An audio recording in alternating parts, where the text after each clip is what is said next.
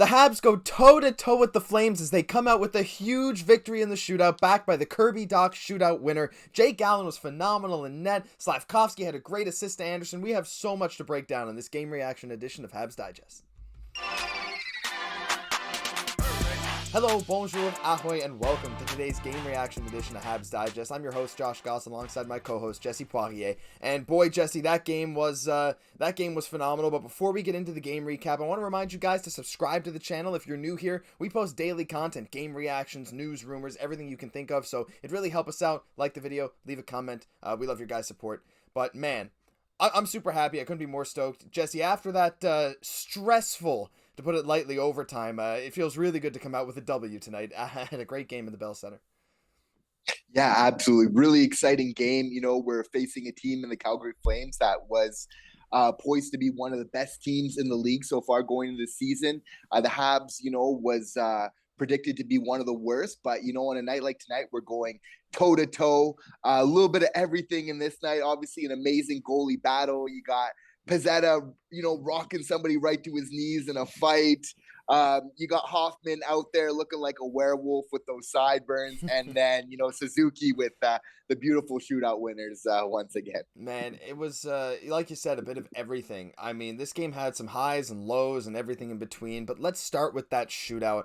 We knew after Caufield, unfortunately, went out with... I mean, we can only hope at this point that it's not a concussion. He got hit hard. He got ran. And... there's some maybe blame to be put to some other Habs, such as Mr. Sideburns himself, for causing the events that led to that play. But we'll put that to the side for right now, hoping that Caufield's okay after that hit. He didn't return to the game, but someone needed to take his shootout spot. And I mean, obviously, we had to put an elite sniper, Rem Pitlick, who just... I don't even think he put a shot on net. He kind of put it wide. I mean, it was a nice move. Couldn't do anything. But our boys, Suzuki, we knew Suzuki and Dach were coming. We knew what they were going to do. We knew Suzuki was going to go wide right with a little Datsyuk flip. Everyone in the building, everyone on the bench, even Jacob Markstrom himself knew what was coming. And Suzuki still managed to score it. And then as it comes down to Dach, who can put the game away, basically, if Jake Allen was to make another save, filthy mitts, so quick to his forehand, snipes it over Markstrom's shoulder. I mean, Jesse, how great does it feel to have some... I mean, if a game does end up going to the shootout, as many Montreal games have done so far this season, how great does it feel to have these reliable guys who seem to score every single time when given the opportunity? It's really nice just to have that confidence.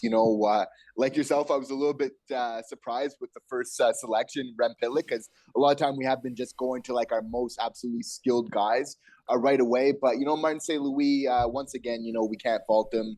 What he did, it worked tonight. I mean, it was just so amazing to see.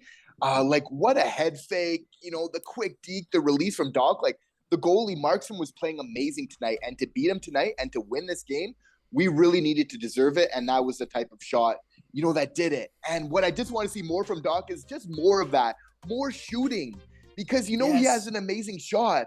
And then on the power play that we had in the extra frame, he was just passing it. He wasn't even like making a threat like, oh, I'm going to maybe shoot. It's just literally every time passing it. So I think one of the things to remedy our power play, which is a big reason of why we weren't maybe able to get a little bit more of a cushion in this game.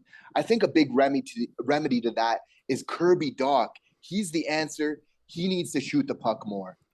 It seems like, I mean, I know a lot of Blackhawks fans were kind of saying Dach was a little tentative. They said he was a little soft, which I haven't seen so far in Montreal, but he definitely does seem tentative sometimes. When he's out there rolling with Suzuki and Caufield, he really knows where to get to. He knows how to feed those guys in front and take his opportunities when he gets them. But a game like tonight, man, he was just deking through the defenses. He was causing us to get like nice offensive zone possession time. There was that deke in the third period where he just did a spin move, got behind the net, created a full offensive possession out of nothing. He was all over the ice tonight. I thought he was maybe our best forward, especially in regulation. But you're right, Jesse. He needs to shoot. And I think a lot of these other guys need to shoot because Montreal, once again tonight, is 0 for 7 on the power play, including a 1 minute 40-second two-man advantage at one point that we couldn't score on, and a full 4-minute power play in overtime. And that penalty came less than a minute into overtime, so we had essentially the final 4 minutes of overtime all to ourselves, and we couldn't capitalize. Jesse, that 0 for 7 tonight officially drops Montreal to dead last on the power play. Not sure if we were there before tonight. Either way, we're at 14.4%. Anaheim is at 14.5%. It's a little embarrassing at this point. I know we maybe don't have the best personnel, and yes, I know that if we had Caufield out there in overtime, maybe we get a goal. But alas, put those power play struggles behind us because we need to focus on positive things in this video, and that shootout was a great way to get it going. But other than the shootout, Jesse, we had a great game. Now, this guy had some chances playing up with higher lines, including with Suzuki and Dach at the end of the second period, and that's Slavzilla, Juraj Slafkovsky. He really had a good game tonight, I thought. It felt like tonight he was not afraid to shoot the puck ever. He was letting clappers go. When he was out there on the power play in the first period, looked phenomenal. I mean, yeah, he made a couple turnovers in the offensive zone trying to get past people, but he's still learning how to use his big body, and it's starting to work more often than not. His defensive stick is still good. And Jesse, that amazing play, that amazing forecheck to set up Anderson. I mean, could you have been more happy with Uriah's performance tonight? No, absolutely. He was just competing all the way around. It was just such a, hard on the forecheck and then making those hard passes. That's almost just like something that we're coming to expect of him now. Where really all that Anderson needs to do is just really redirect it. Beautiful play by Anderson, battling through a couple Flames players to get to the front of the net and really get that goal on a game like tonight where Markstrom's just playing that amazing. I mean, were we really going to score any other type of way? We really just needed to go to the net hard. And I'm really just happy to see Slafkovsky getting rewarded in different ways for his great play because he was absolutely phenomenal tonight. He's getting assists too. Like, I mean, yeah, he's on a bit of a goal drought, but it feels like every game he's out there getting an assist now, at least every second game. He's starting to diversify his game. I think before he was looking for goals a little more, but his playmaking and forechecking has really, really come a long way in the last few games.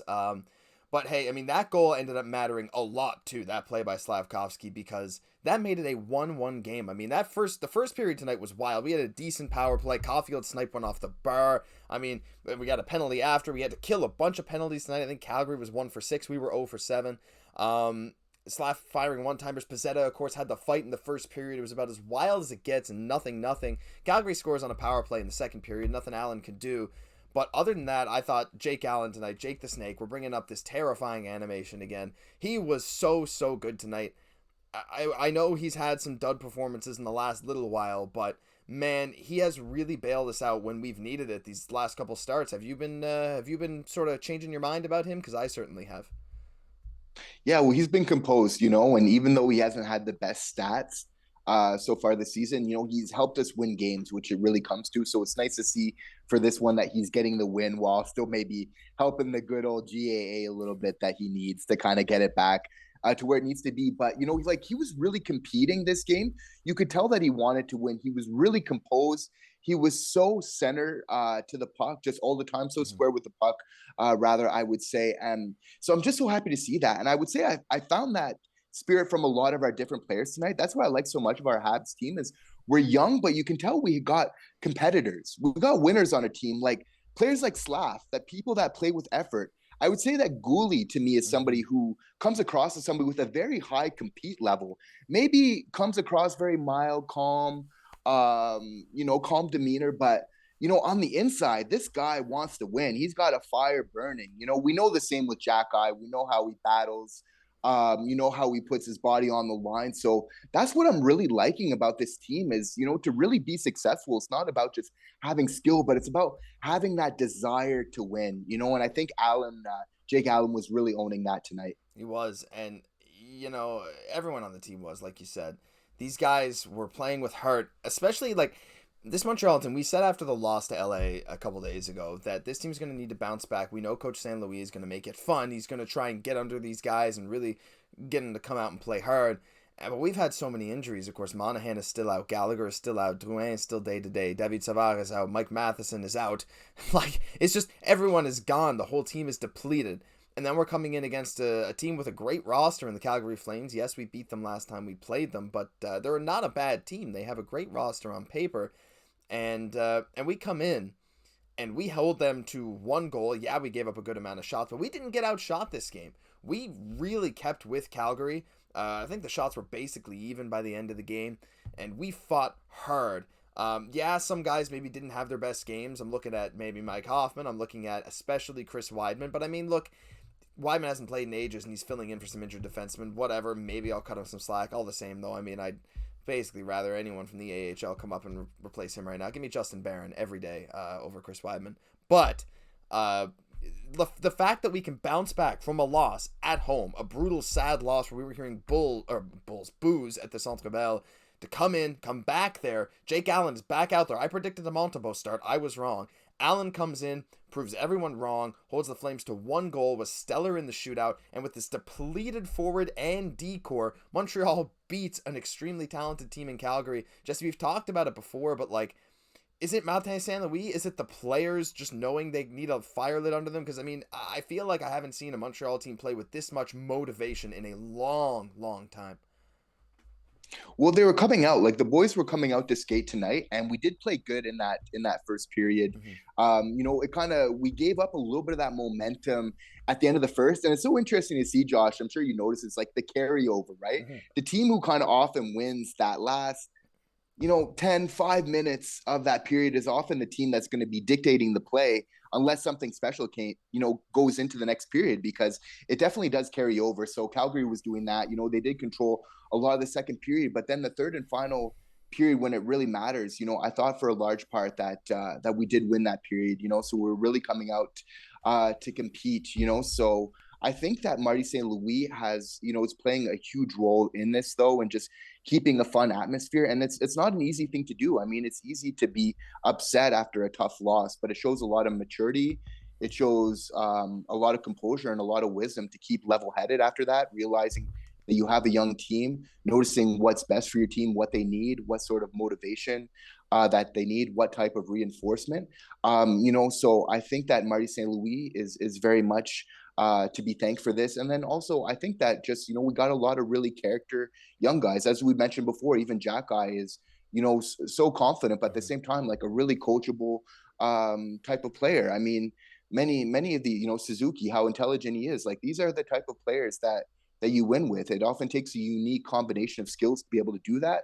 The head coaching is a very important part of that, but we're seeing the building blocks where this team it's going to be really good in the future. Yeah, a combination of skills and a lack of ego, I think, is a big thing, too. I mean, I haven't heard a single thing about anyone on these Habs having a huge ego or a big locker room problem, and I think that's pretty good. I mean, maybe you do hear that, but it's usually in jest about Brendan Gallagher, or Brendan Gallagher saying it about literally anyone else on the team, because he loves to stir the pot.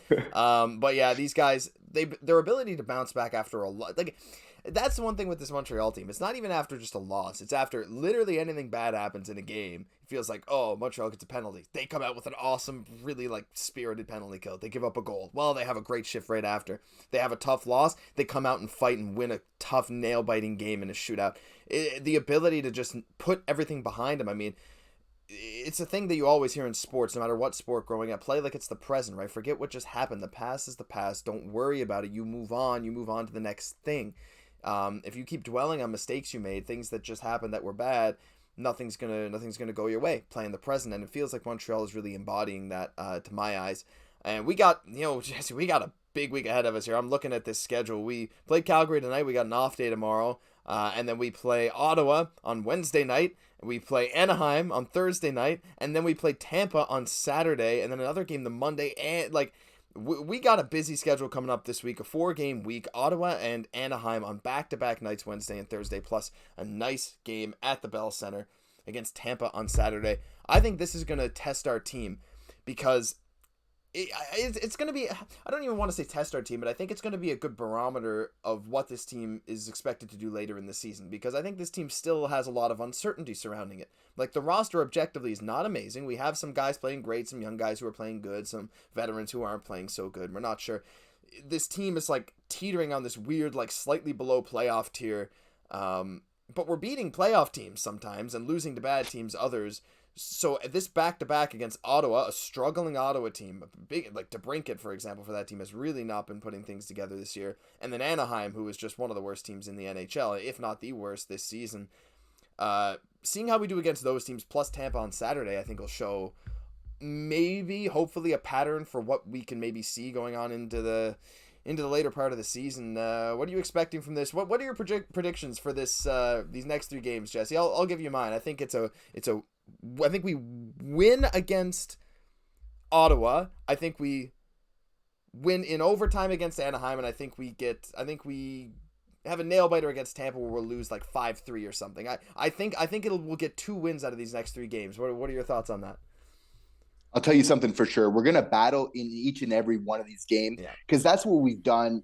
For with a very small exception all year long. If there's one thing that you can expect from these Montreal Canadiens, is for them to battle and to be in there every game. And what a great sign that is. If night in, night out, the majority of the time you're doing this, that means you're going to give yourself a really good chance of winning. And tonight was a really pivotal game, and I think they really set themselves up nicely for this next set of games because this is the type of game we can underestimate it, but it really is the type of match that determines how the rest of your season is going to fold out. Are you going to be a 500 team, or are you going to start to create some space and really define yourself as a winning hockey club this year? So I think that the Montreal Canadiens have the chance to do this. I think that they're going to prove a lot of people wrong. I think that they're going to string together some wins. They're going to be much more successful than people thought this year. And what the locker room thought all this year, all this time, Nick Suzuki, I think he might have the last laugh in all of this. I hope so. I mean, they this is a momentum game, right? Your teammate goes down, Cole Caufield, your young superstar, your guy who's going to fight for 40, maybe 50 goals, and he goes down hard in a heap on a brutal hit. I mean, it was accidental. I mean, it was obviously not intentional, but it's just brutal to see Caufield go down like that. And the boys rallied around him. Jake was phenomenal. The guys played their hearts out, and it's a momentum changer. These guys know that with a depleted roster, they can beat good teams, and just the fact that they know that, the confidence that can give them for future games is, like, you can't understate how important that is. So I think you're right, Jesse. I think we'll be able to string a few wins together. We hope Caufield's okay. We hope to see a fully healthy Habs team in the near future, and I can't wait to see what they can do. But that'll do it for this game reaction edition of Habs Digest. If you enjoyed, like the video, subscribe to the channel. We're so close to 3,000 subs. Oh man, I can't wait. I actually just can't wait for 3,000 subs. You guys are loving the content. Last few videos have been going off. We're so happy to be pumping this out for you every single day. And we'll be doing it for the foreseeable future for sure. I'm Josh Gosse, my co-host Jesse Poirier. We'll catch you in the next video.